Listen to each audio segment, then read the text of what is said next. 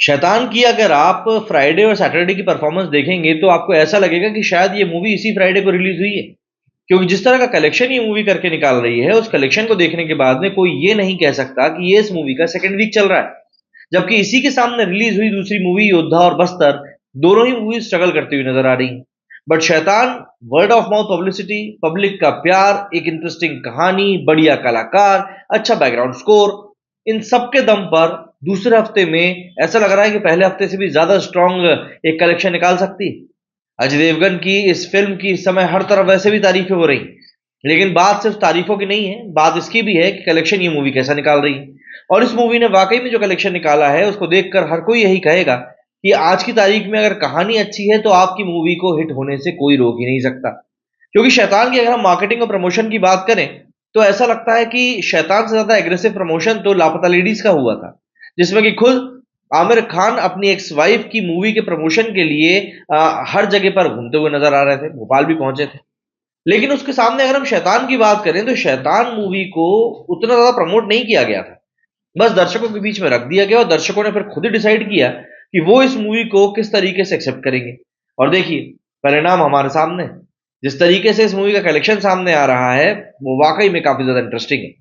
अपने रिलीज के छठवें दिन ही ये मूवी वर्ल्ड वाइड 100 करोड़ के आंकड़े को पार कर चुकी थी और अब हिंदी नेट कलेक्शन में भी ये 100 करोड़ की तरफ बिल्कुल बढ़ रही है।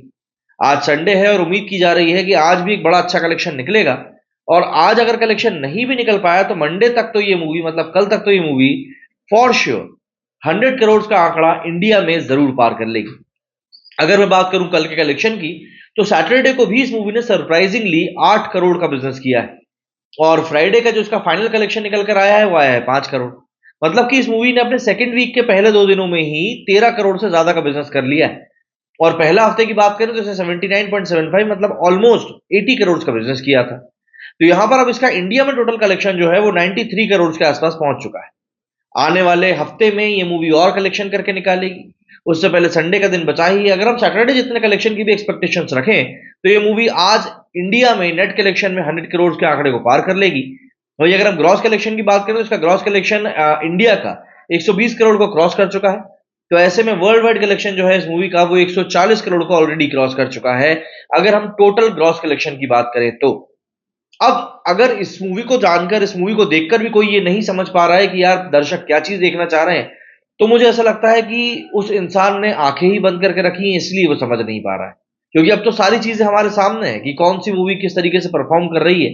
और इस चीज को समझने में अब मुझे नहीं लगता कि इतनी ज्यादा मुश्किलात होने चाहिए। बट फिर भी हम जानते हैं कई लोग इन चीजों को समझना ही नहीं चाहते। ये सोचते हैं कि हम दर्शकों के सामने कुछ भी बनाकर परोस देंगे और दर्शक उसको देख ही लेंगे।